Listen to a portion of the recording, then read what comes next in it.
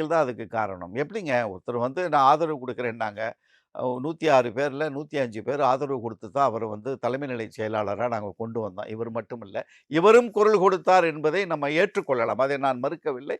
இவரும் குரல் கொடுத்தார். குரல் கொடுத்து அவர் வந்ததற்கு பிறகு இவருடைய நடவடிக்கைகள்ல ஒருங்கிணைப்பு இருந்திருக்கணும்ல. இவர் நடவடிக்கைகளே தொடர்ந்து மாற்றங்கள் வருகிறது. இவர் நடவடிக்கையிலே தொடர்ந்து கட்சியிலிருந்து வெளியேற்றப்பட்டவர்களோடு தொடர்பு வைத்துக்கொண்டு, இயக்கத்திற்கு சிந்தனைக்கு மாறாக கட்சியினுடைய கட்டுப்பாட்டுகளுக்கு மீறி இவர் நடக்க ஆரம்பிக்கிற பொழுது, தன்னால அவரு மட்டும் இல்ல, நானே விலக ஆரம்பிச்சேன்னு சொல்றேன். அவர் மட்டும் முதன்மை செயலாளர் துரை வைகோ மட்டும் இல்ல. தலைவர் கடைசி வரைக்கும் இவர எப்படியாவது சரி பண்ணிறலாம்னு தான் முயற்சி பண்ணார். அந்த முயற்சியில எங்க தலைவர் தோல்வி கண்டார் என்பதுதான் உண்மை. ஒரு இயக்கத்த இப்ப நாங்கலாம் ஒருங்கிணைத்து போகிறோம். அந்த ஒருங்கிணைந்து போகக்கூடிய சிந்தனை உங்களுக்கு ஏன் இல்ல வரல? அப்போ துரை வைகோ கொஞ்சம் ரகடா இருக்காரோ? அதெல்லாம் ஒண்ணும் இல்லங்க. ரகடலாம் இல்ல. இப்ப நாங்க இருக்கிற இல்ல 99 மல்லை சத்யா திரும்பவும் நேத்து வந்து ஒரு விஷயத்த பதிவு பண்றாரு.